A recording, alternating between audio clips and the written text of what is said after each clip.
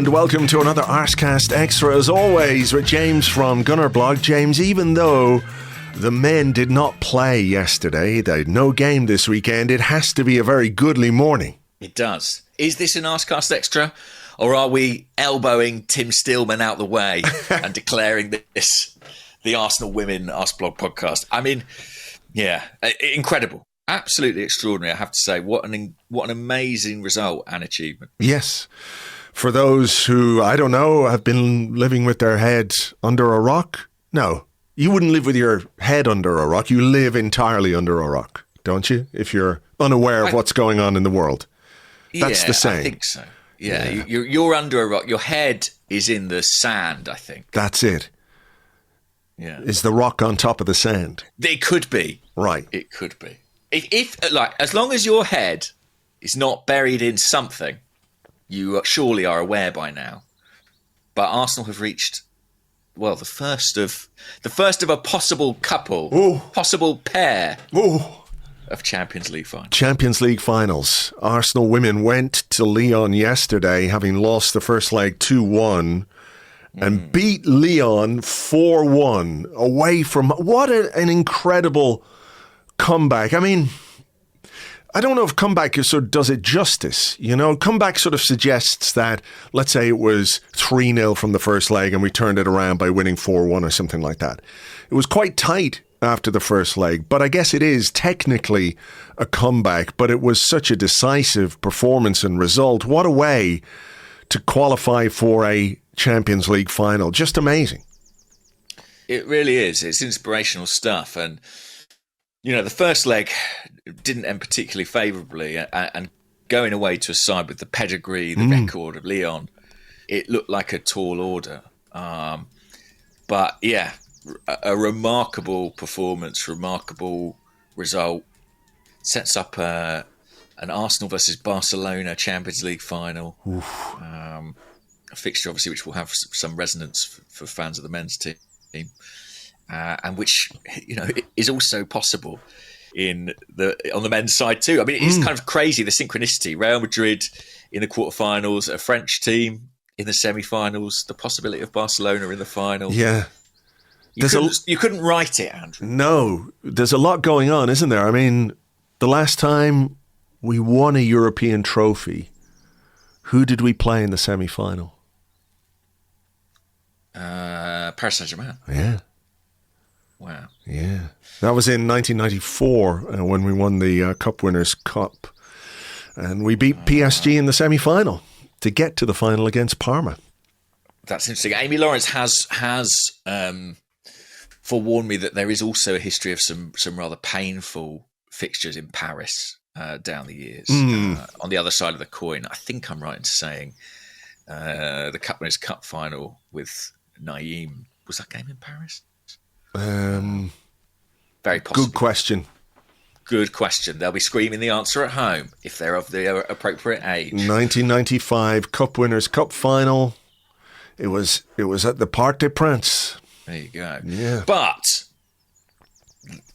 it does feel like the stars are aligning somewhat, and you know, the women deserve all their own flowers, frankly, independent of our sort of ongoing interest and curiosity about the men's competition. I mean, that is just absolutely fantastic. And what an amazing story for a side that, you know, had the manager was dismissed earlier this season. Caretaker steps in, does such an extraordinary job. Now to reach a Champions League final. What a turnaround it's been there. Yeah, it really is amazing. It really is. They've done such incredible things under René Slagers, haven't they? Yeah, it's just one of those things, isn't it, with football, that things can get a bit stale or not quite reach the level that they need to, and somebody else comes in and has slightly different ideas, different way of doing things, and it can bring a new energy. You know, you look at somebody like Alessia Russo, who kind of struggled under Jonas Eidevall, but who's come to the fore really under René Slagers. I mean, this is a thing I'm sure that Tim and Jamie will discuss in more detail in the Arsenal Women Arsecast when I don't know when they're doing it, by the way, because I guess Tim is travelling back from Lyon today, being out there covering the game. But yeah, they'll discuss it in more detail. But it's amazing. And I was it was last week, the week before, maybe, I think, before the first leg of the, semi-final against Lyon. I think René Slagers was talking a bit about how, there's this sort of one club idea, and for Arsenal to be in the position that we're in this season, where we could do something actually genuinely historic. No club has ever won the men's and women's Champions League in the same season. Now, it would be historic on its own if Arsenal were to win the Champions League, the men were to win the Champions League. But what a sort of opportunity, or what a kind of inspirational, motivational thing it must be to have that little bit extra. I'm sure Mikel Arteta is aware of that. I'm sure everybody at the club is aware of that. You don't need any extra motivation, really, do you, to win a Champions League or to want to win the Champions League? But to have something just that little bit extra special could be, who knows, the difference. It would be amazing. I mean, Arsenal women won it in 2007, I think I'm right in saying. And that is commemorated on the exterior of the Emirates Stadium. I think if the men and the women do it in the same year, I know they've just done it. They might have to redo that exterior. It honestly would be that significant. Build a new stadium. Fuck it. Yeah. Yeah, exactly. We'll have 22 statues put up around the ground. It would be absolutely phenomenal. But yeah, I think we've got to celebrate. When you reach a final of magnitude, and in the manner that they've done it, it's got to be celebrated in its own right. And I also think it is a real reminder and inspiration to the men's team of what's possible. I have no doubt that Mikel Arteta, when he arrives at training this morning and addresses his players, will be talking about what the women have done. Yeah. How they've, paved the way and set the example and shown really, I think, how important it is to remember that this is a 180-minute affair. And whatever happens at the Emirates Stadium tomorrow night, it will only be half-time. And sure. if that means Arsenal are ahead, they'll have to keep their wits about them because they'll still have a lot to follow in Paris. And if they're behind, well, then the comeback is still possible. Yeah, that's a great example. I mean, the character and the attitude and the never say die-ness of the Arsenal women is evident in both of the quarterfinals and the semi-finals. Losing the first leg in both, 2-0 away to Real Madrid, and then you come back and take them at home, you win 3-0. 3-0 over Real Madrid. Nice familiar scoreline. Same with the game against Lyon, where I think Arsenal probably should have won that game. Missed chances and then got caught with a bit of a sucker punch goal to lose that one 2-1 at home, but then to go to Lyon and turn it around. That level of belief, that level of character is fantastic. To be able to see that and to be able to demonstrate that in these big games, in big moments, that's what it's all about. Remontada after remontada. Yes. Yeah, we know how to... We're reclaiming the term. We know how to remontada. They could teach Real Madrid a thing or two, that is for sure. And character, belief, but quality as well. I remember you came over for a women's game a few weeks ago, right? And you came back purring about Mariona Caldente. What a goal she scored last night. Unbelievable. There's a great picture. I don't know if you've seen the picture yet. As she is letting fly, Katie McCabe is standing in the background with her arms in the air. Like, there's no possible way she could know what Mariona's about to do there. But she's ahead of the game, I guess, to use an Arsenal catchphrase. Brilliant goal, I have to say. And just before sort of half-time too, and then to score the third goal just after half-time, I think it really rattled Lyon, and they, as you said, have such extraordinary pedigree in this competition. I don't think we can't ignore that. That should be underlined. It puts what Arsenal did yesterday into real perspective. Yeah, a good manager too, a former Arsenal manager, Joe Montemurro. Yeah. But yeah, Arsenal were just superb. And Lyon made mistakes, errors at the back, but Arsenal were ruthless and capitalised on those. Yeah. Well, I've got to say, yeah, they really exceeded my expectations. I thought it was a big challenge to go there in that second leg and turn it round. And they've done it. And I've seen the newspapers this morning calling it one of the great European comebacks. Wow. Can't disagree. Very, very, makes you very, very proud to be a fan. For sure. And what a big occasion that is going to be in Lisbon on May 24th against Barcelona, who, you know, are an incredible team. It's going to be very, very difficult, a big challenge. But, you know, like you said, we've overcome the challenge of Lyon and beat Real Madrid as well. You know, there's a lot to take from that, and they should go into that game with a lot of confidence. So, absolutely, yeah. And at least it's not a European final against Chelsea. Who obviously went out in the semi-final, but, you know, Arsenal-Chelsea in the European final, that's not gone too well of late. So, all the better. So, what else this weekend? Well, the men didn't play. No. Which actually, I guess, worked out quite nicely because it probably put a bit more spotlight on the women's team, and rightly so. Somebody won some sort of league title, I gather. But I wasn't paying much attention. Yeah. I didn't look at that.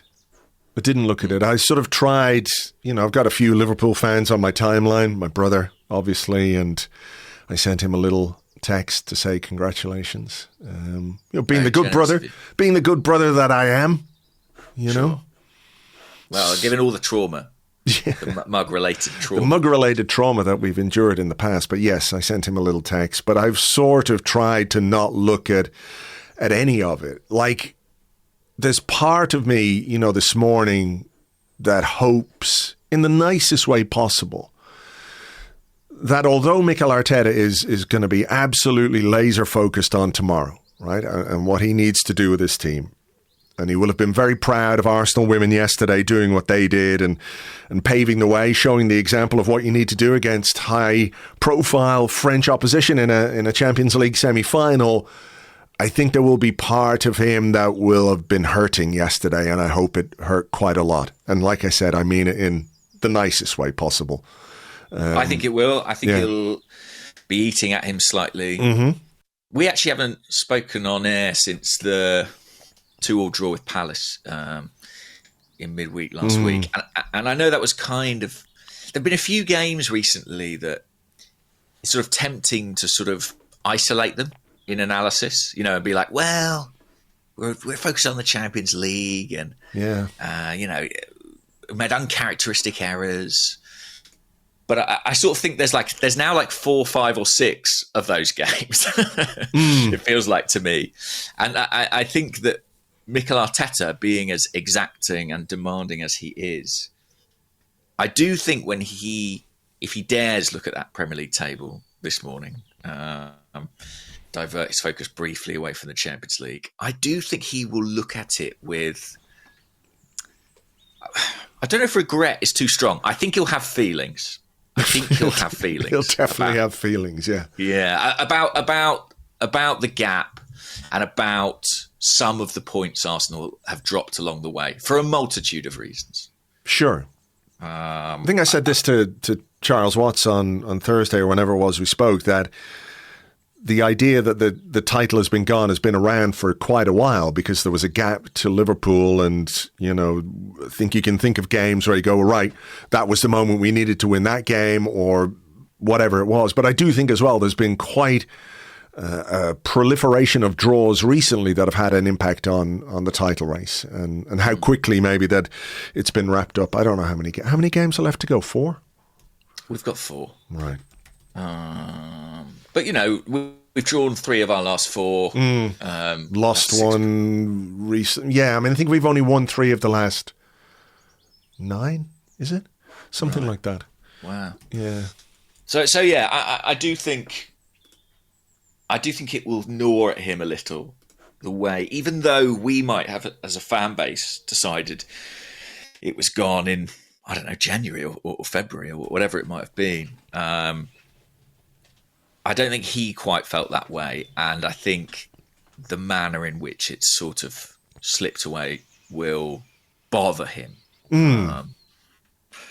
But we're grateful that there's still so much to play for in this season. Yeah, for sure. I mean, it could end in extraordinary fashion. But I do think the bread and butter, the day-to-day job of the Premier League is where Arteta's big focus is. When you go into the start of the season, it is about the Premier League, and you want to do well in the Cups and you want to do well in Europe.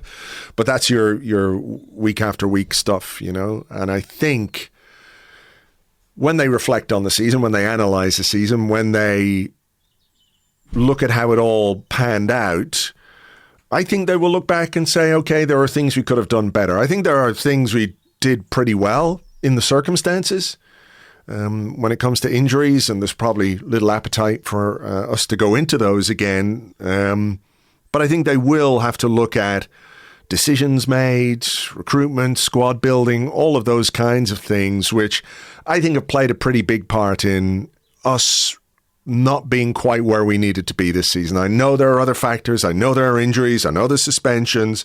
I know there's crazy decisions. But I do think the heart of it for me anyway was how we built the squad going into this season. And it was just missing something that maybe it wouldn't have been enough anyway when you have Mo Salah doing what Mo Salah's done for Liverpool. But I wonder if one or two recruitment decisions might well have enabled us to score 5, 6, 7 more goals in games that might have turned 4 or 5 or 6 draws into wins. Yeah, I think that's fair. We had Trevor North asked, in this morning's blog, you mentioned lessons learned from Mikel Arteta. Can you expand on this? I mean, I think you've just done that.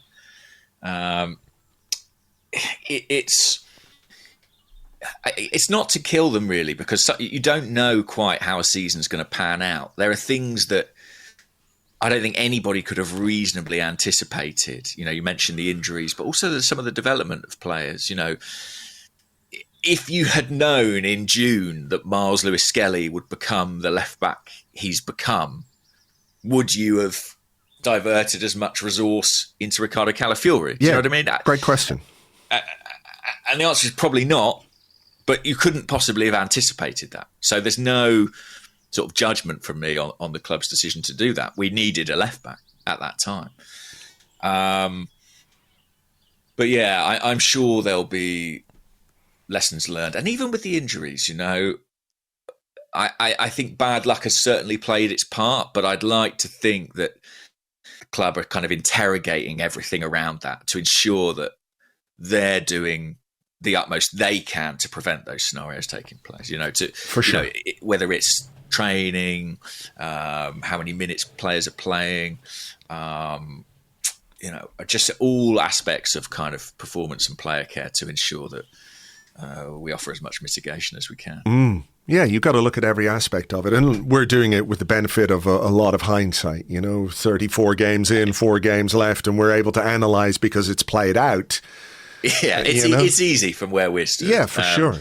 I mean, Trevor actually had a second part to his question where he said, are there lessons that we could learn as fans as a result of this season? I don't know. In what sense? Well, the only thing I can think of is that a season's sort of not over till it's over. I think yeah. One of the lessons I've learned is sort of like, in January, February, it really felt like, the writing was on the wall. And yet here we are a few days away from May talking about a potentially historic culmination to the campaign. Yeah, that's true. Do you think maybe the fact that we haven't had much of a track record in the Champions League, and this is only our second season back in it after years out of it. I think we did pretty well last season, get to the quarterfinals, to lose to Bayern Munich by a single goal after we were denied a penalty on Bukayo Saka in the home game that might have tipped the balance in our favour. But look, I'm not holding any grudges against that referee, whoever he is. But, that might have played a part, because I think if you'd said to people, can Arsenal make the Champions League final this season? Can Arsenal win the Champions League this season? I think if you asked people in January, the majority would have been like, no. So that probably played a part. I think people saw the Premier League as more achievable for Arsenal this season, and yet here we are in a scenario where the reverse is true, or the converse is true, or the whatever. So we're what did Arteta say last week? Something about you've got to write your own history, but once you do that, then people will start to believe in it. Yeah, I think that's fair. So there we go. I mean, did you watch any other football this weekend? I saw a bit of the FA Cup semi-final on Saturday between Crystal Palace and Aston Villa, which I enjoyed. Sure. Watching Crystal Palace get through to the final, where they're going to play Man City. I didn't see the game yesterday, but I was glad to see Palace go through. I think they deserved to go through. Scored some nice goals. The Bereze goal was really, really lovely indeed. And there was some moments, where you can laugh at Martinez and Unai Emery and that kind of stuff. Brad Dennett got in touch about that, actually. Brad said, morning, gents. Seeing Martinez celebrate a missed penalty like he had just solved world hunger to then go on and concede 2 more goals thereafter ranked pretty highly on my you love to see it leaderboard. Just above, kids supporting a rival team crying uncontrollably at full time. Something that my fiance says makes me a bad person. Is there anything similar that brings you an unreasonable amount of joy that other people might judge you for? No, I'm pretty much on the same page as that, I did laugh at that. The Emi Martinez reaction to that was really a bit over the top, I think. Like, I get celebrating a guy missing a penalty. Didn't we have one a couple of years ago? Ramsdale and Bruno Fernandes, yes, I think. Yes. That was the one, exactly. But, there's still a way to go in the game, and you're actually losing the game as it stands. So, maybe get on with your job and try and save one of the ones that went in. He's not had a great season, actually, I don't think, Martinez. I've not watched every Villa game, obviously, but the ones I have watched, I don't think he's looked the best goalkeeper in the world, as I think he has been awarded twice now. Jonathan Pearce keeps saying on BBC that he's the best goalkeeper in the world. Yeah, it's like really. He's a huge personality, and that's a big part of it. I think that is, but technically, I'm not sure. Old Debu, yeah. I find his sort of position among the Arsenal fan base kind of fascinating because it just feels like he's managed to erode any kind of warm feeling that might have existed for a guy who was with us for more than a decade. But there you go. The force of that personality can be quite abrasive. I think it's fair to say. Yes, there's the meme stuff, isn't there, about how he always talks about Arsenal and that kind of stuff. But I've also heard him talk about Arsenal with, real respect and fondness for all the time that he did spend here, and those were weird times as well. When he made his breakthrough because of the injury to Bernd Leno, thanks to Neil Maupay. Without Neil Maupay, Emi Martinez would just be another middling fucking run-of-the-mill guy who's probably a Rotherham or something, God, so imagine owing everything you have in your career to Neil Maupay. Well, there you go. But I've lost my train of thought here.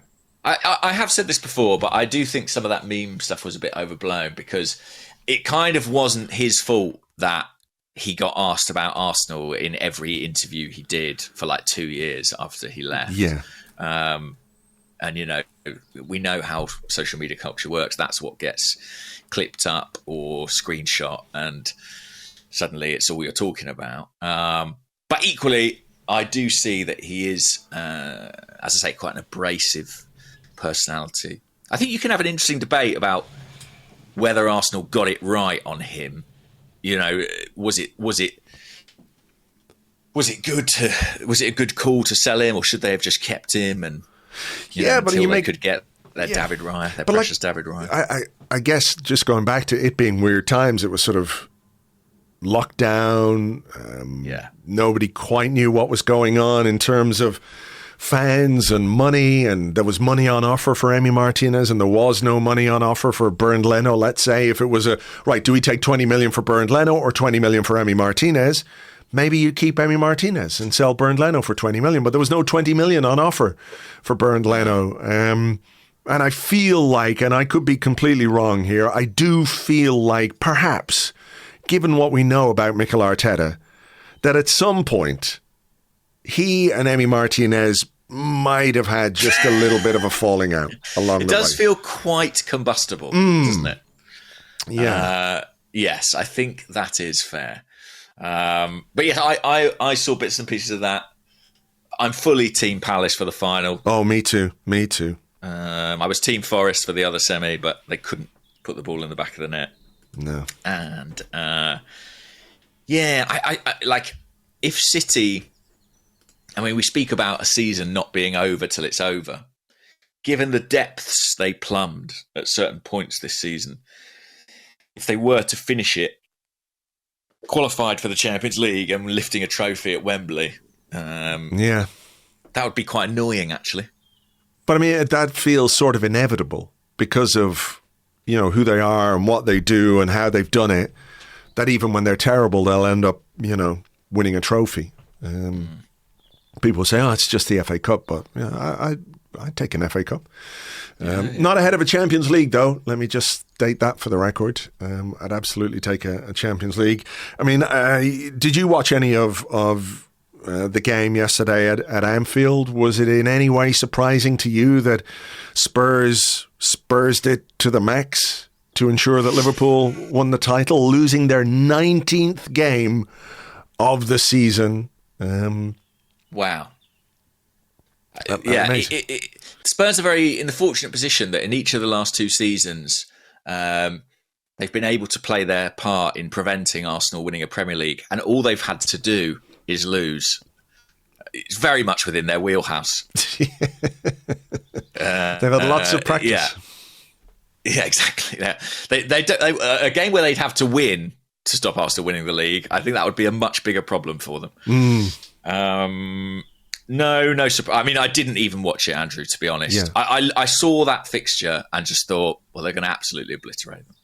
It's kind of a dream opponent in a game where it's like, we're at home. If we win the league. And we've got, probably the league's most porous defence up from Southampton are in town, effectively. I don't think that's quite fair, actually. Ipswich and Leicester also pretty terrible defensively. But you shouldn't feel bad about sticking the knife in to Tottenham in that regard. No, that's true. I think it's fair to say I had no hope or expectations of anything but a thrashing in Liverpool's favour. And that's exactly what they dished out and won the title. And I've not seen a minute of it, Andrew. I've not seen Mo Salah score, lift a trophy. Did they get the trophy yesterday? I presume so, yeah. Why wouldn't they? Presume it would have been there. Well, the Premier League know the same as us about Spurs, Andrew. The trophy was there, with the ribbons on it. Weeks before this game. As soon as they saw it in the fixture list, they had the trophy sent there, engraved and ready. But I've actually steered clear of it. It's funny, isn't it? It's like Liverpool, they seem to be involved in sort of their own discourse around their title win. Like, I don't think it's something Arsenal fans or City fans or fans of any other club are sort of particularly querying or questioning or challenging. But I am seeing like Liverpool players and fans come out and sort of defend their title win a little bit. No, sorry, I don't understand. But I don't understand because, I'm not on the bad place anymore, so I don't see what goes on over there.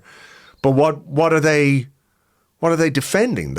I think they've been the best team in the league this season, the most consistent team with the best player in the world right now, who just produced the best season of his life, an unbelievable individual season, which has helped them obviously as a collective. What are they defending? What are they hitting out at. I don't. I think it probably is just a social media thing. I think you're probably right in that. I think when you win the title at a canter, as they have done. Oh, people say it's because, well, it wasn't a challenge, or fuck exactly that. Sorry, I'm just pouring water out of my open window here. Okay, cool. Why? Is there someone beneath that you don't like? Or? No, it's just onto the flat roof. I don't know why. I had a half-empty bottle of water, and I said I must empty that on the roof while we're talking. I've got no idea why. I decided to do it. To drink later on. Yeah, there's birds out there, all right. But I mean, there was a point I was going to make about Liverpool. I think as well, it's this idea that they've been some kind of surprise package under Arne Slot is a bit of a weird one as well. They've been such a good team for a long time. They know how to go the distance. I know they've only done it once before, but they've done it. And Arne Slot has won a league title before as well at Feyenoord. So, they do have that experience, and they've got some really top players in the team with Salah, Van Dijk, Alisson, even Trent Alexander-Arnold, who'll be on his way, I think, to the basket case that is Real Madrid. He might be changing his mind, actually. About going there. But yeah, I think they deserve the title, much as it pains me to say it. I don't know why Liverpool fans would give a fuck what anyone thinks. Yeah, well, they shouldn't. I mean, listen, I don't wish to take anything away from Liverpool. I think they've been excellent. I think Arne Slot's done a brilliant job. Salah's been unstoppable. I do think this isn't the strongest Premier League I've ever seen. Like, if you look at the historically big clubs, I don't even think we've had, our best season of the last few years. City certainly haven't. When you've got teams like United and Spurs being as appalling as they have been, it's not necessarily the strongest field. Chelsea started well and have had a really bad second half of the season. I feel like because of United and Spurs, that's sort of not being massively talked about, but the wheels have come off a bit there for Maresca. So, I do think there is some merit in the idea that they have been the best of a bad bunch, but they have been the best by some distance. They have been very, very, very good. Their record speaks for itself. So, I guess congratulations, I guess. The difference is obvious. When you look at the table, right, beyond points, if you see... Points is quite important. Points is quite important. It's the main one. But when you look at... Liverpool have drawn 7 games, Arsenal have drawn 13 games. Mm-hmm. Liverpool have lost twice, Arsenal have lost 3 times. So we're pretty much, aligned there in terms of losses. But Liverpool have scored 80 goals, Arsenal have only scored 63 goals. A few extra goals from a wide player, for example, that might turn a few of those draws into wins. Different season, it really is. Yeah. It is. So, is it fair to say then it's basically all Raheem Sterling's fault? I'll leave that. I'll leave that to you to say. No. That would be the one where I would say when they look back on it, that will be the decision or one of the decisions that I think they will have to hold their hands up and say, got that one wrong. Yeah, I'd be surprised if they went back to something like that next summer. Yeah. If they're like scratching around, they go, what about if we loan Jadon Sancho? I'll be out. I'll be picketing the Emirates Stadium. Do you know what I mean? Like, don't take overpaid, underperforming players from a rival in the hope that they magically rediscover their form. Sure. I would say has been proven to be not a sound strategy. So we're all in for Demba Ba this summer. Is that what you're saying? Listen. There was a time I loved Demba Ba. I dreamed of Demba Ba at Arsenal. But what? Who was the other guy around that time? He scored he went through this run of scoring. Papi Cisse. That's the dude. He was at Newcastle, right? They were at Newcastle together. Yeah. And he had a quite extraordinary hot streak, didn't he? Where he was sort of on course to break all sorts of Premier League records and didn't get the move, I think. Didn't get his kind of Demba Ba, Louis Saha, here's your prize for 6 months of prolific goal scoring in the Premier League. He ended up going to China. And then to Turkey. I mean, he's still playing. He's playing in Dubai. Was he available in January? That's the question, Andrew. And we fucking fucked it up again. Lessons learned. Did you Let him go to Al Kabila unopposed? Did you watch any of the Copa del Rey final? No, actually. I tell a lie. I saw some clips on social media of Jude Bellingham not tracking back. Right. That was the extent of my interest. Did you watch it? Yeah, it was Saturday night. We just watched a movie and... turned on the last half hour. I caught extra time between Barcelona and Real Madrid. Barcelona obviously won the game with a late goal in extra time. But there were some extraordinary scenes. Like at one point, Rudiger is so incensed that the referee giving a free kick against Kylian Mbappe, I think it was. It's quite a soft free kick. One of those where he put his hand out, and the player goes down clutching his face, and Rudiger's like trying to throw things at the referee. People are holding him back, which is mad when you consider all the sort of pre-game stuff that went on about the ref. Real Madrid's own TV channel putting together a compilation. I don't know what the exact phrase of this compilation was, but I think it was basically how this ref has fucked us countless times in the past. So all this pressure was on the referee. He gave a sort of a tearful press conference before the game, talking about how his kids were being affected because of what Real Madrid had been saying about him and all the other kids in school. So to have this sort of focus on the referee and then for Rudiger to look like he was going to fight him, it was incredible. That guy's a lunatic. Yeah. And I have to say, again, I know that my sort of stance on this can be a bit divisive, but that's why I do think criticism of officials, it has to be measured, because at that point it just becomes completely untenable, I think. I think yeah. There is something... It's different. Like if we're bitching about a referee on a podcast, we're two fans bitching about a referee on a podcast. But when a football club itself, via its own in-house production channels, is essentially calling the referee a cheat or whatever it is, or making corrupt. Fail compilations. Yeah. Fail Army has got the gig to do all the compilations for Real Madrid. But yeah, it is very different. But anyway, it was lovely, I have to say, to see them lose. They've had a miserable few weeks. Yeah. And we've been part of that. And it makes me happy. It's not that I'm a Barcelona fan by any means, far from it. But I did enjoy Real Madrid being very unhappy and very sad. Yes, Barcelona's success potentially ominous. But let's see. Speaking of major European clubs suffering defeats, Paris Saint-Germain lost on Friday night. Yeah. Did you pay any heed to that? I mean, they were on course. I think they're about 30 games into their domestic season, and they were unbeaten. They were on course to be Ligue 1's first ever Invincibles. And then they suffered a home defeat to Nice. I think it was 3-1.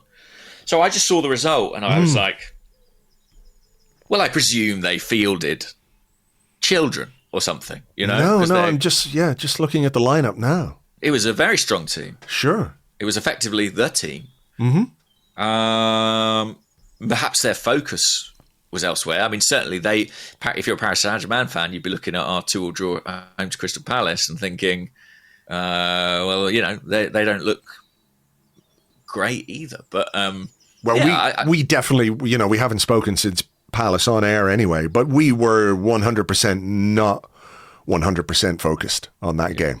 Does that make sense? Yeah, and I think probably the same was true for PSG. Because as much as being unbeaten in the French league would be a big deal, I think for them the Champions League is kind of the holy grail, right? So How is it the Holy Grail for PSG, but not the Holy Grail for us? Should it not be also the Holy Grail for us, given that we've not won it? Or is it because of how PSG has been constructed that it becomes something more? Well, they're playing a Farmers League, Andrew, as you'll be aware from social media discourse. Oh, yeah. I think, honestly, I say that because I think for the ownership of PSG, it's always been about the Champions League. And maybe because their domestic title, they've won it a bunch of times. Like, we haven't won a domestic title for 20 years. I guess. So I think, for many fans, the Champions League is the Holy Grail. Champions League is what it's all about. But I think when you're not, I don't know, something about kind of the natural order of things, isn't there? Where you sort of think about winning the league title first, perhaps. Yeah. And we've been so close to it and it's eluded us and all those kinds of things. But yeah, you make a good point. I mean, in historical context, and maybe even to Arsenal's owners, you could make the case that the Champions League might be worth more. Yeah. What do you feel personally about that? About the Champions League? Versus the Premier League, yeah. If you had asked me at the start of this season, you can pick one, Champions League or a Premier League title, I would have gone Champions League. There you go. Because, I'm desperate for us to win the league again, obviously. Like everybody, I want to see us win it. I want to be able to, have those bragging rights over the rest of the Premier League. I really, really do want us to see us win that. But, I was there in Paris in 2006. It was not the best night of my life. But just to have it, just to be able to say that we've done it, just to be able to add that trophy to our cabinet, for a club the size of Arsenal to have never won the Champions League, I think is, I don't know how to say it. I feel like it should be something that we have done in our lifetimes with some of the teams that we have, 2006 is a regret because of how close we came, but maybe the bigger regret even is 2004, when I think if we go through against Chelsea, we go on and win the Champions League with that incredible team and those incredible players. So there's a real sense of having missed out on the Champions League in the past. So I think that's something we need to correct. So yeah. It's the one trophy, I guess, I haven't seen Arsenal win. Nobody's seen Arsenal win, and it would be amazing for all of us if we could do it this season. So that's kind of how I view it. I'd be beside myself if we won the Champions League. I really would. Yeah.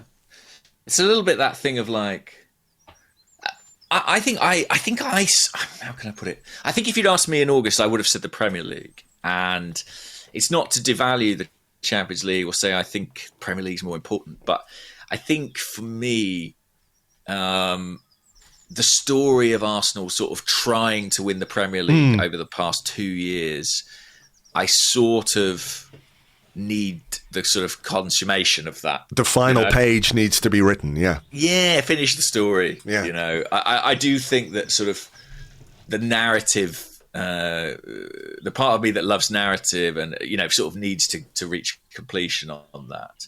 And I feel like the Champions League, we'll get to that another day. Obviously, now that it's panned out the way it has, I think it would be fantastic and amazing and a truly unique achievement for Arsenal to do it in the Champions League.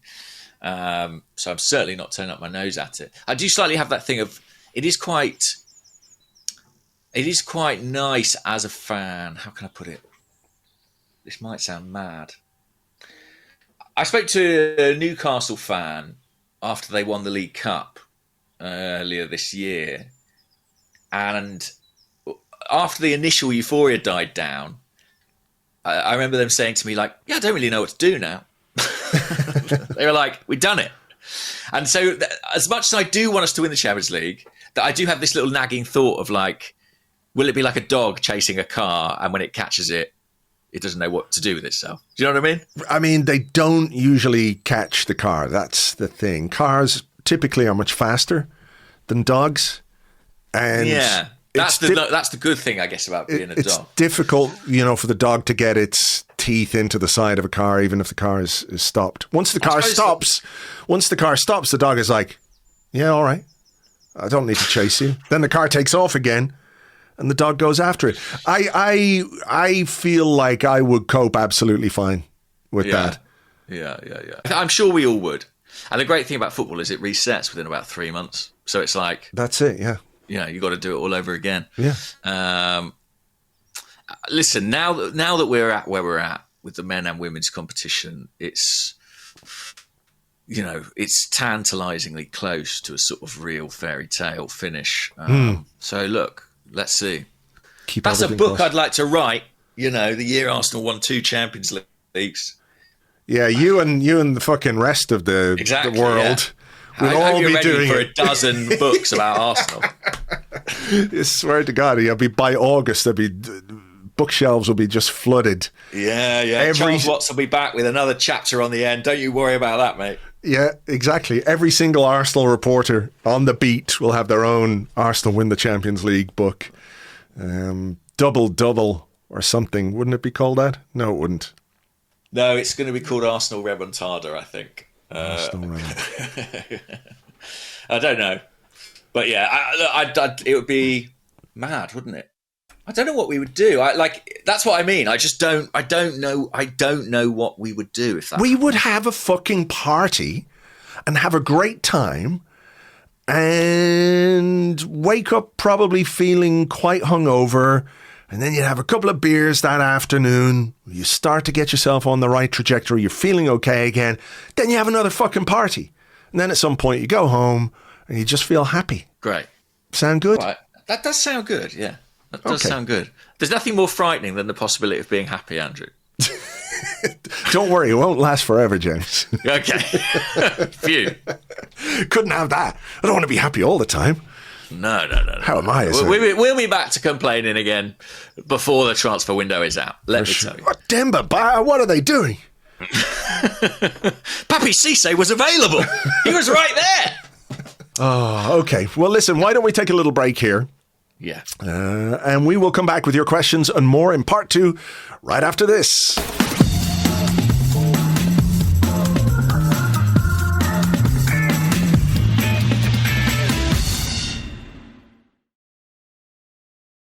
Welcome back to the Arsecast Extra. This is part 2 of the show where we answer the questions that you sent to us on Blue Sky at gunnerblog.bsky.social and at arseblog.com, and also on the Arseblog Discord chat server, which you get access to if you are an Arseblog member on Patreon. You will have heard, of course, that this month we have been planning to donate every penny that we earn from Patreon to charity. We picked 4 really, really good causes, one of which we made a donation to last week, which was the Arsenal Foundation as part of the fundraiser being run by our friends over at the Arsenal Vision podcast. I just had a quick look at their fundraiser total now. It's £204,553.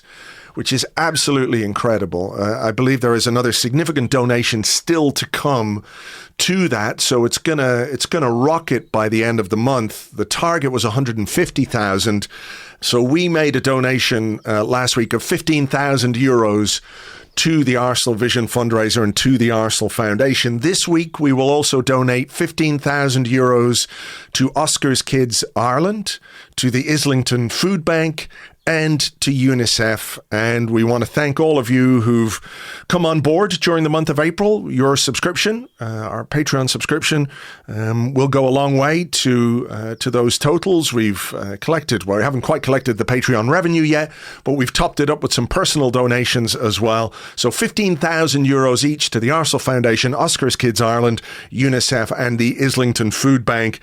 So thank you to all of you who have been part of our Patreon and who have enabled us to do that this month. It's an amazing thing to be able to do, and the generosity of the Arsenal community, the Arseblog community, Arsenal Vision community, the online community, for all the talk of how bad things can get online. It does demonstrate, James, that there are a lot of good people out there and a lot of good people who want to do good things. It's amazing, such generosity. And they're sort of humbling amounts of money. Really, it's extraordinary that it's been raised. I did put in some money to the Arsenal Vision campaign, and I managed to do it on the wrong website. So I meant to donate to the Arsenal Foundation through the Just Giving page, and I think I sort of accidentally ended up bidding like quite a large amount of money to sort of watch a game with Elliot or something like that by mistake. And the last thing I would want. But fortunately, in the back channels, they managed to get the money to the right place. So, I managed to escape that particular fate. But yeah, brilliant. And what's exciting as well is we'll be able to celebrate that and hopefully more with many listeners at the Union Chapel. Yes, our gig at Union Chapel on May 17th is sold out. It went on sale to our Patreon members first, then on general sale. Thank you to everybody who bought a ticket. We're really looking forward to seeing you there, and we're hoping, of course, that there can be a big prize still in the distance as we have our usual podcast. Or two, yeah, of course. Of course, there's one already, but we need another one. It's down to the Arsenal men.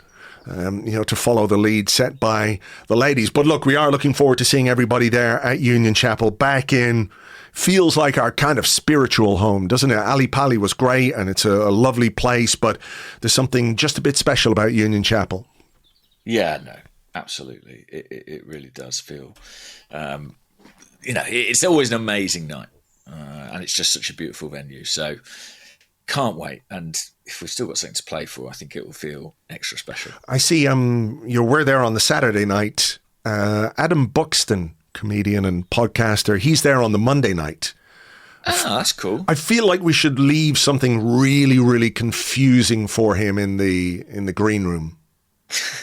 Just like an envelope or something. And he's like, what the fuck is that? I don't know what it could be yet, but we'll have a think about that maybe. An envelope with a piece of paper marked with a black spot inside. Yeah. A threat from pirates. Yeah. The good pirate Demba Ba. Who the hell is this? Demba Ba. Okay. Shall we do some questions? Yes, let's. Do you want to start, or will I start? Why don't you start? Okay, I will start because we had a couple of questions about this particular issue. One from Queen Gunner at sofire.bsky.social. She says, if Merino is injured for Tuesday's Champions League game, what lineup do you think Arteta will play, and how much of a miss will he be when we've also lost Partey and also Wiltor, who's at the big dog? .bsky.social. He says, do you suspect that the Merino injury talk is Arteta trying to keep PSG guessing, and he will be ready to go tomorrow night? So I don't know. For starters, I don't have the facts on this, I'm afraid. I suspect that's exactly what it is. Just because we know Mikel Arteta, we know he likes to sort of cover his workings a bit. I hope that's what it is as well, I should say. I think if we don't have Merino, it's a major loss. It's a huge blow because we're already without one midfielder through suspension. Then we could lose the guy who's sort of normally been our centre forward of late, but might have to step back into midfield. How we'd cope with it and what we'd do, Declan Rice, Martin Odegaard. I think at that point you're sort of looking at more unconventional options, aren't you? You're looking at Alexander Zinchenko, Ethan Nwaneri, maybe Ranieri, yeah. Start somebody else at left back and push Lewis Skelly into midfield. Possible, but none of those feel close to ideal, really. No, because another guy who's played that left 8 position, albeit with pretty underwhelming results, has been Leandro Trossard, but he's going to be needed up front. Sure. So if Merino's not available, my suspicion is it would just be Zinchenko in midfield to keep Lewis Skelly where he's at.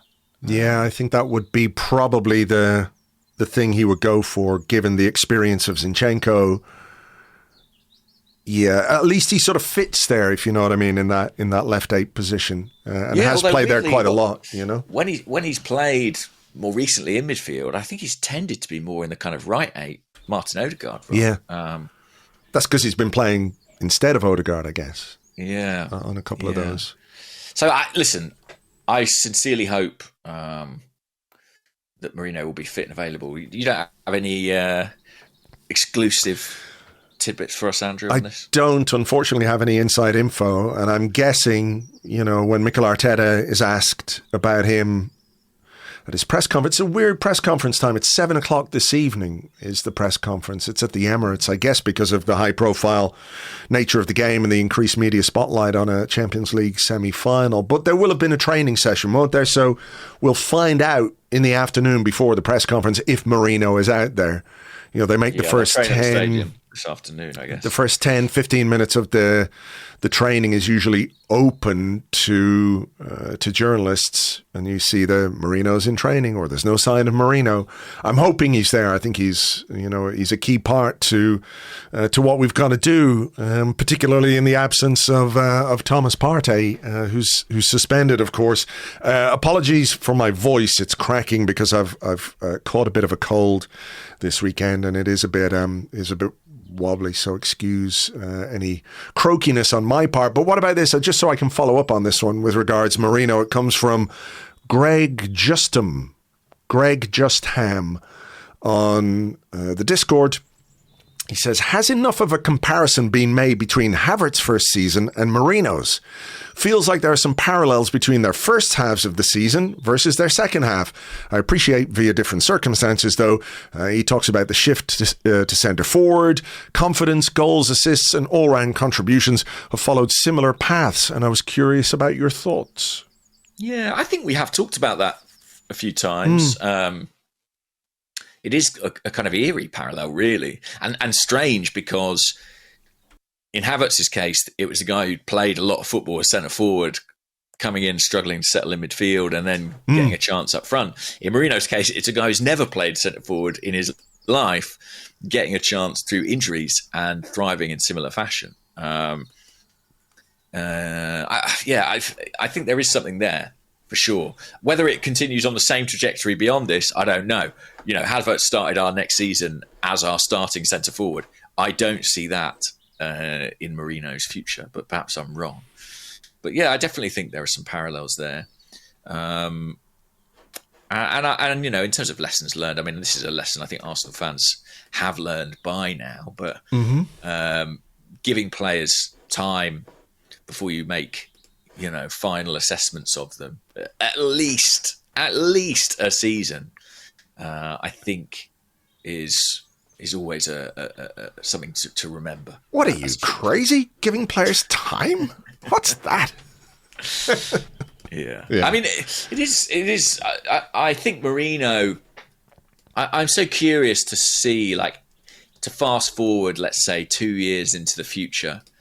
And will we reflect on Merino playing up front in the way we do on Flamini at left back as a kind of strange novelty, a quirk of that particular time?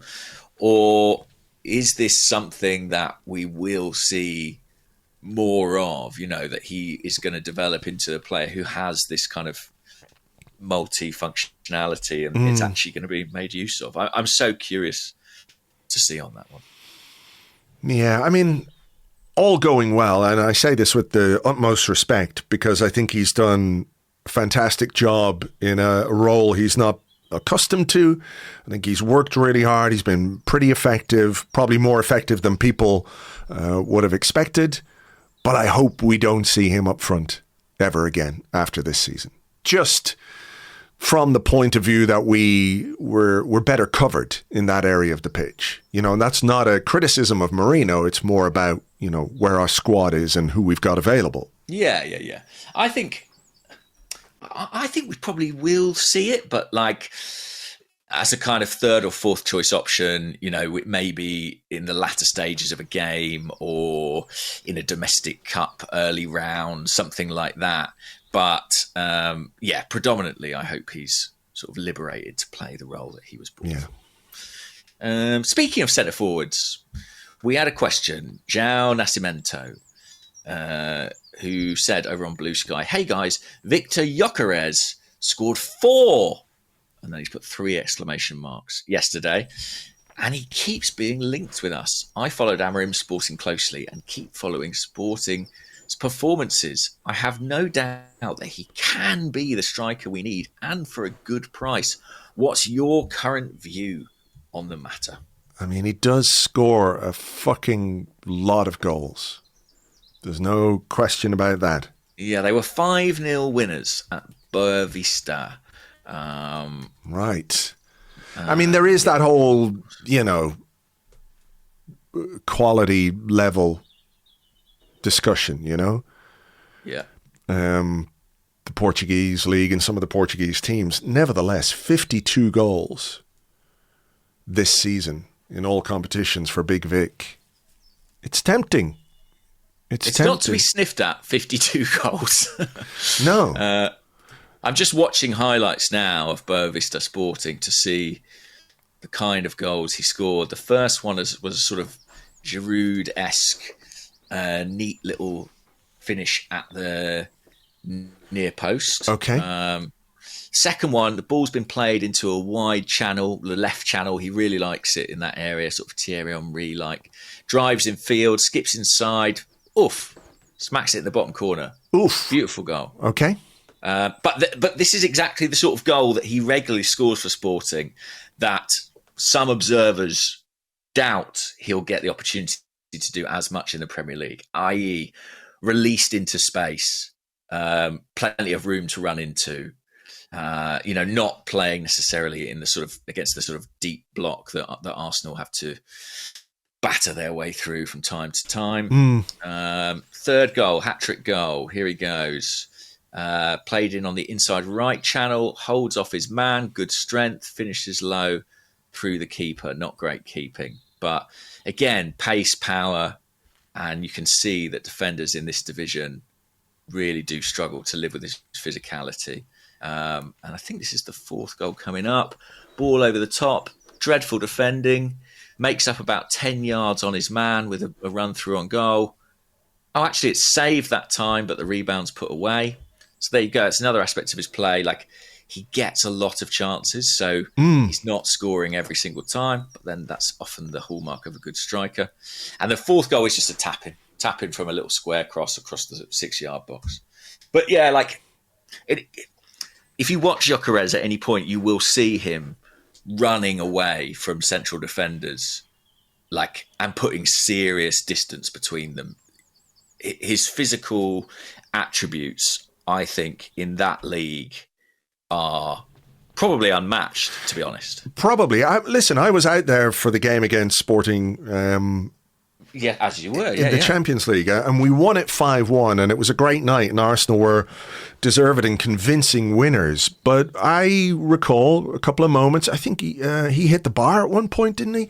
Yeah. With a kind of run where, I can't remember if it was Saliba or Gabriel or both, but he gave those two guys who are pretty much as good as it gets in terms of central defenders, he gave them some problems that night. The scoreline obviously reflects very well on Arsenal, and you can write off Sporting or you can write off him based on that scoreline alone. But he did stand out a bit that night in terms of the one player maybe who physically was able to deal with that Arsenal team. So if you want to see that as a good sign, you might well do that, yeah. I think he's kind of. This isn't to downplay his finishing ability or his intelligence or his other aspects of his game, but I think he's kind of the battering ram option. I think he is a pretty awesome physical specimen, and I think he would enable you to do. I'm not saying he would score goals at this rate or is as good a player necessarily, but I think he would allow you to do some Haaland-y things in terms of hitting him early, hitting him from deep, playing the ball in behind, letting him take centre halves for a run in the channels. For a guy who scores 50 goals in a season, he spends a lot of time running into those wide channels and getting one-on-one with his man. So I think he would help stretch the play. I have to be honest and say, obviously, every Arsenal reporter is currently trying to answer the question of which centre-forward they're going to buy. And in the last month or so, since Andrea Berta took the helm, I've heard positive indicators about all of the major names who are said to be in contention. So who are those? The names that are in contention that you're hearing positive. Gyökeres would be one. Mm-hmm. Benjamin Sesko would be another. Alexander Isak. We know about the long-term admiration. I do still get the sense those are the main three in the frame. There are other strikers in Europe who, have brilliant goal records in, like, say, a Victor Osimhen or Etikite, who I think is widely admired, Arsenal among them. But those three are the names that I keep hearing. And I think, I'm sure like Andrea Berta has his favourite. I'm sure Mikel Arteta has his favourite. The scouting department might have their favourite. And it's fascinating to see how they arrive at that decision. And presumably economics is going to be part of it as well. Sure. I mean, just talking about Gyökeres there and the way that he plays, when you think about what Arsenal need to do next season, we've got this idea that, okay, we've got to get over this issue, perceived or otherwise, with the low block, right? We've got to be able to score more goals in tight games. I think those are things that we do need to look at and need to overcome. But is there maybe as well a need to add more variance to our play in terms of how we actually play? Yeah. That idea that, okay, if you have a lot of the ball and you're playing a team like Everton, right? Everton are just going to sit and defend, and you've got a lot of the ball, and then you've got to find a way through, whether it's a battering ram or whether it's a scalpel. You've got to just pick your way through with a piece of craft or a piece of precision passing, whatever it might be. But is there maybe an idea that, okay, if you're playing in Everton next season, rather than build up through midfield, from the back through midfield and up to your forwards to the point where you're forcing the opposition back into that low block by virtue of having the ball, you maybe go a little longer. I'm not saying we need to turn into a Route 1 team, but does that kind of variance in how you can play or how quickly you can get the ball from back to front play a part in how effective you can be? Totally. And that's what I say that's what I mean, rather, when I say it enables you to do Haaland type things. We've seen City doing that. Ederson hitting him early or dropping the ball in behind the centre backs for him to run onto. Gyökeres, the critique of him might be, he's not a low block centre forward, but you could equally make the case, is he the antidote to the low block? Is he something that gives defenders a different problem, enables us to change our game so that we're not faced with that low block as frequently? Sure. I don't know, man. I also changed my own mind personally on sort of what deal I think Arsenal should do almost week by week. I think I often find myself coming back to Benjamin Sesko just because he's been watched for so long. Arsenal know him so well. It's the deal with, I think, maybe the most upside in terms of value and potential and development opportunity. Can Mikel Arteta coach him into being precisely the centre forward he wants, rather than taking a kind of ready-made product? And the economics maybe as well, in terms of fee and wages and all those things. But you could convince me of either of the other two pretty easily. Do you have a gut feeling as it stands? I think we need more info, to be honest.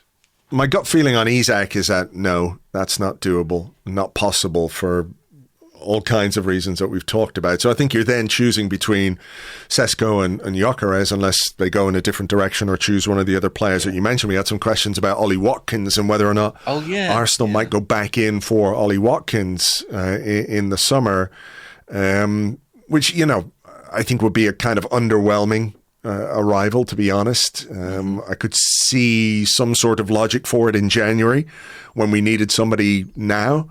But I don't really see that as the ideal summer scenario. I guess it's about who can deliver the most straight away. You know, like I think the answer to that is Gyökeres probably. Like if Isak's unassailable, I definitely think Sesko's more of a kind of project development. Yeah, just at the ages, you know. Yeah, but. Yeah, I really don't know. The Isak one is obviously by far the most difficult to pull off. And one thing that occurred to me the other day is that I think if Arsenal to have any chance, Newcastle need to not make the Champions League. I think that's it. Newcastle's currently sitting third, just 2 points behind us, but obviously it's pretty congested. Sorry, 5 points behind us, but just 2 points ahead of Nottingham Forest in sixth. We host Newcastle. Is that the weekend of the? It is the weekend of the live event. Yeah. So, could we have an opportunity to beat them and put them out of the Champions League and keep alive our slim hopes of landing Alexander Isak? I don't know. Yeah, with an Alexander the Great tifo going around the clock end. Yeah. I mean, the other thing on Isak, by the way, is the winner.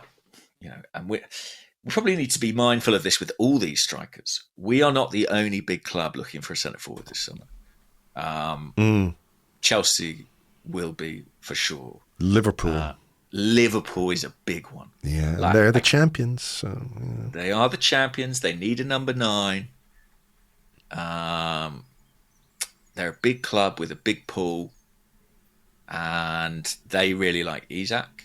So, you know, and if they don't get him, they'll want somebody else. I keep saying United, but I think given how bad United are, I think we probably have to consider them in a slightly different category. But you know, there are powerful, wealthy clubs who need number 9s this summer, and the longer that Arsenal don't make a decision, I think the more risk that it could come back to bite them. Sure. So we shall see. Yeah. Yeah. Well, hopefully those, you know, who are we going to get discussions, they come to a conclusion on that pretty quickly. Yeah, I think so. I mean, they're probably exploring all their options right now, and they're probably spinning plates and, you know, exploring all the potential deals. I think Andrea Berta will be given sort of license to do that, really, to kind of fact find and figure out the permutations, the costs, everything associated, and then that will be part of the decision. But it's a big one. It's maybe the big one of the summer. Yeah. Yeah, that's the one where all the eyes will be on, that's for sure. I do think we've got other things to sort out, but, you know, those are maybe discussions for another day. Nobody wants to hear us talk about defenders today. Okay. I don't think, anyway. What about talking about a Champions League semi-final? Okay. The Real Arsenal Deal says, good morning, gents. Aside from Arsenal 10, PSG 0, as Elliot would want, what do you believe an acceptable first leg result would be? Ideally, would love to take a lead to Paris. However, our away form this season gives me belief we can win there as well. I mean, how do you even answer that? Who the fuck knows? Based on the women's semi-final, who the fuck knows what a good first leg result is? I mean, any kind of win would be a good result, no question. I don't think a draw would be a terrible result either. Yeah, like just you said, don't get beat 3-0. Just don't get beat. Yeah, as you said at the top, it is only going to be half time, but it's about managing the tie, not just managing the game. Tomorrow night, absolutely. You know? Yeah, don't let it get away from you. How how different a challenge and test and difficulty of challenge do you think this will be as compared to Real Madrid? It's a great question. I mean, I think when we went into those Madrid games, we were, worried a little bit about our lack of firepower, maybe in comparison to theirs. When you look at the players that they had up front in terms of, Mbappe and Vinicius and Rodrigo and Bellingham, they were a big worry for me going into those games. As it turned out, well, they didn't do an awful lot over the course of two legs. I think PSG similarly are very, very strong. They've got some really, really good players. They're very quick as well. I think they're better now than they were when we played them in the group stage. I think they're pretty decent defensively as well. I think the Bukayo Saka, Nuno Mendes battle is going to be a fascinating one. Huge, I think. Yeah, because he has really impressed me, I have to say, every time I've watched PSG play. A left back, you say? Yeah. Arsenal scouts, ears prick up. So I think that will be very interesting. It's going to be tough. They've got some great players and some real quality up front. But I think we demonstrated against Real Madrid we've got the ability to cope with that. Well, I mean, what are you thinking? I really don't know. Sorry, what a crap answer. I just think. I think PSG are probably a better team this year than Real. But I think with Real, you're playing so many other factors. You're playing the badge. You're playing some of these absolute superstars who can win a game in a moment, and you're playing the Bernabeu as well, which is a whole other sort of obstacle to overcome. So I think psychologically, Madrid was the bigger test, but I think tactically and technically, I think PSG could be really tough. I mean, I was so impressed by them against Liverpool and in the first leg against Villa. But in the second leg, they were on the ropes at times at Villa Park. They conceded a couple of goals and should maybe have conceded at least one more. So I think we've got a good chance, Andrew. I do think we've got a good chance. Yeah, I mean, we should be confident and we should fancy our chances without taking anything for granted, Yeah, I'm going to say a win. Let's look for a win on Tuesday night. Any sort of win, I think, is a really strong result. A little 1-0 or a 2-0 or something would be very, very welcome indeed. A clean sheet would be... I'd bite your hand off right now for that. Of course. 2-0 is an outstanding result, and we're capable of it. We are capable of it. But it's so hard to predict, isn't it? It's hard when you're talking about a team that it's the same with Madrid. It's like they don't play in our league, so the measuring stick. Do you know what I mean? Getting a barometer for how good they are is difficult. What you would say about PSG is they knocked out Liverpool, they knocked out Villa. They've beaten two Premier League teams across two legs. They are a serious outfit. Whatever you may think of Liga, they've beaten the English champions over two legs. Yeah. So they have to be taken very, very seriously. And it's my honest belief that any of the four teams, I know it might sound fatuous because obviously everyone's got like a chance, but I really do think any of the four teams in the competition at this point could win it. I could see all those scenarios happening. So, is there a clear favourite in your mind of the four, or is it pretty even? I think I make Barcelona favourites. I have to be honest. I think they're the strongest, and I do wonder if I almost daren't speak this aloud, Andrew. But when people have asked me what I think is going to happen, I do think we will reach the final, and then I wonder if we may, come up against Barcelona again, as per 2006. Well, we owe them. We do owe them. But that's the final. That's the final I would predict. Without getting ahead of yourself, would you prefer to play Barcelona or would you prefer to play Inter Milan?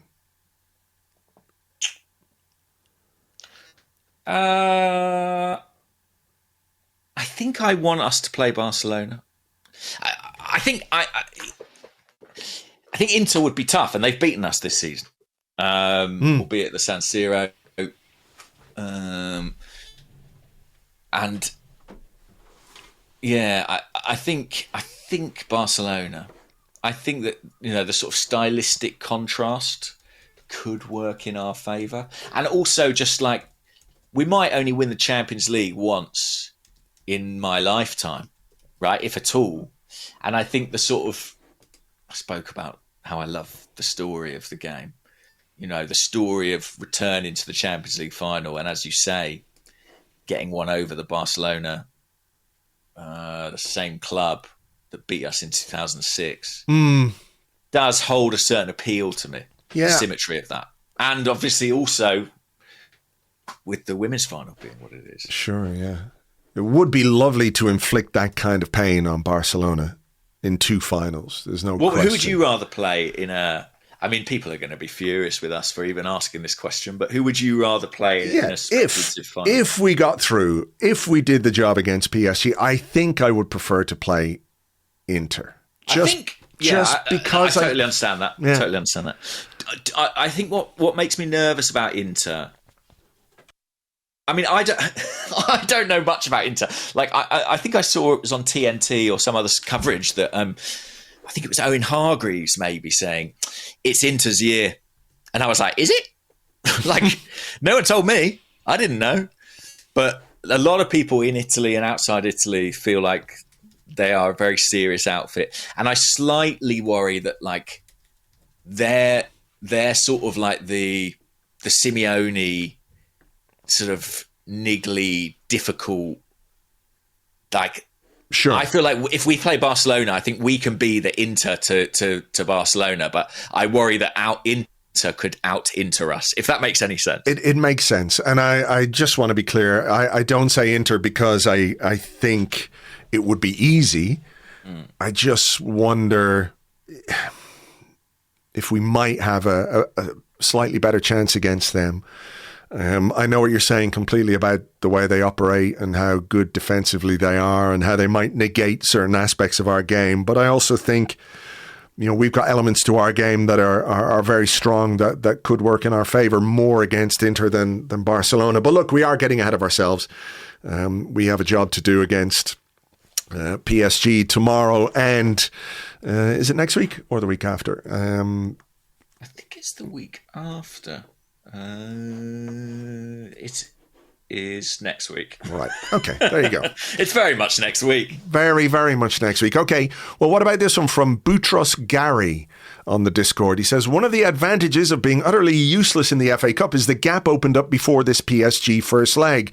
Beyond the obvious rest, could we see something from our set pieces with the coach having a bit more time with the boys? I feel like we tend to see adaptations when there have been small breaks in the season, and a few different routines may give us the jump on their analysts.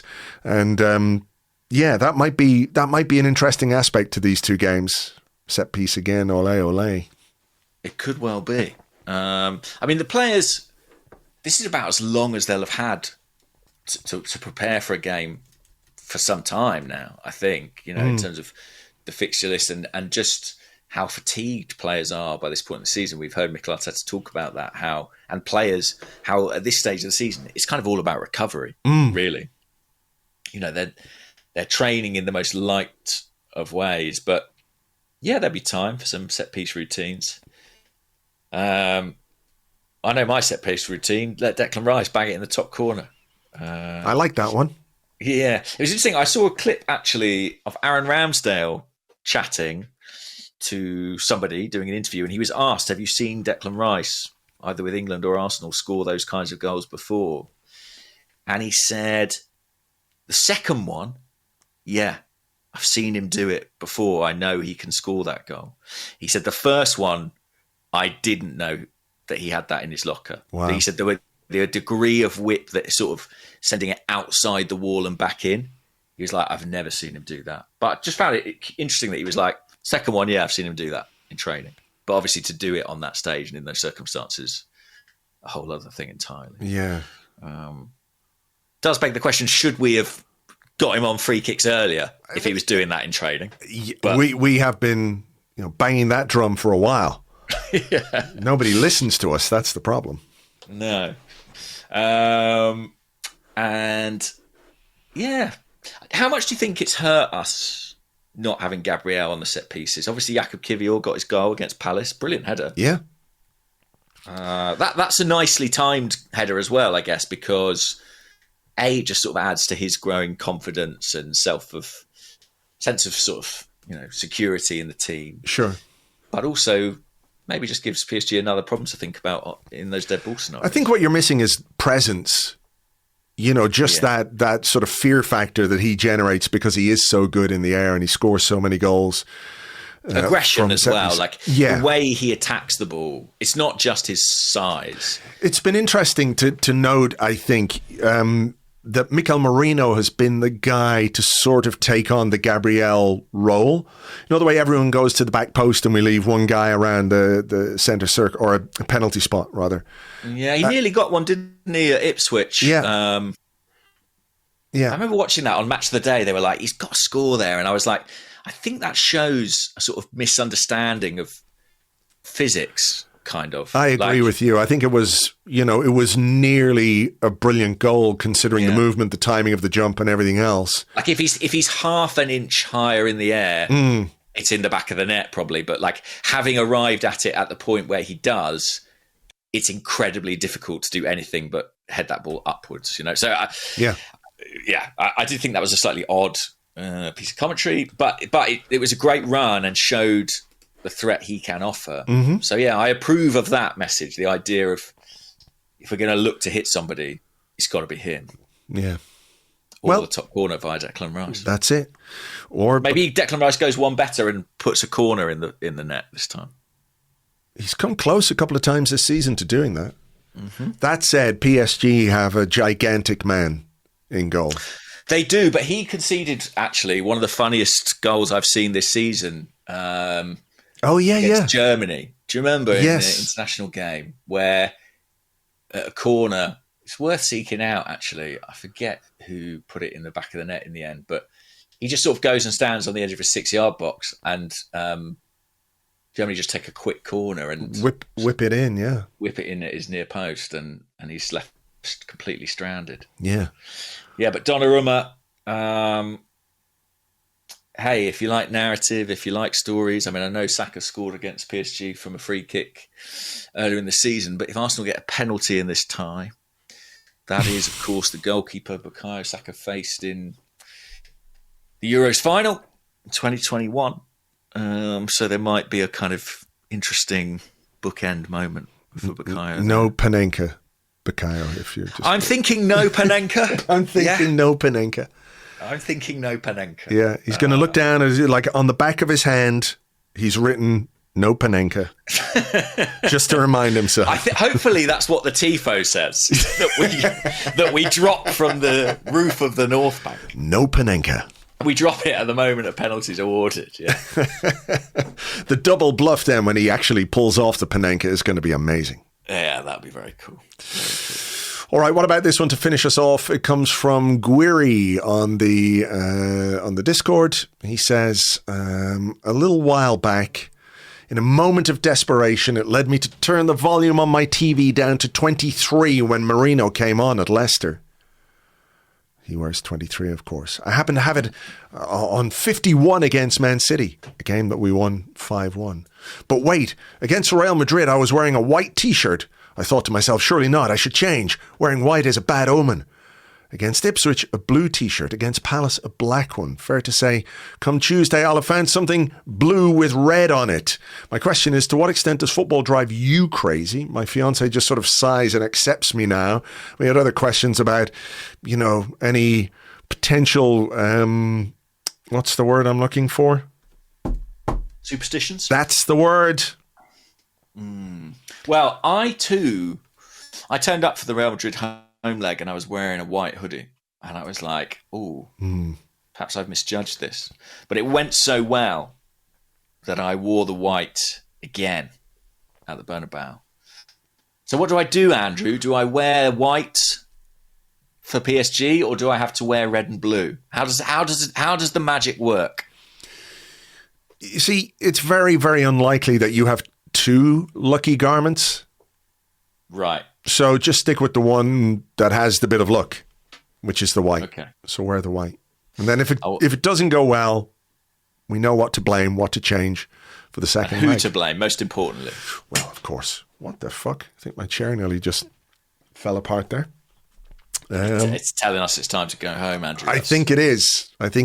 We should do that because there's still a bit to come today. We've got an episode of The 30 for you over on Patreon, looking back at all the weekend's Premier League action. Probably won't look back too much at Anfield, just to be clear. We won't look back too much at Anfield, but we might also look ahead a bit to PSG in that one. I'm not sure how much my voice is going to hold up to do another episode and then a preview podcast. I don't know that I've got it in me. So we'll try maybe and do a bit of PSV preview or PSG preview. It'd be nice to be playing PSV again, wouldn't it? But it's not. It's PSG. So join us over on Patreon for that a bit later on. For now, though, thank you very much indeed, as always, for being here. Hope you enjoyed the show, and we will catch you on the next one. Bye-bye.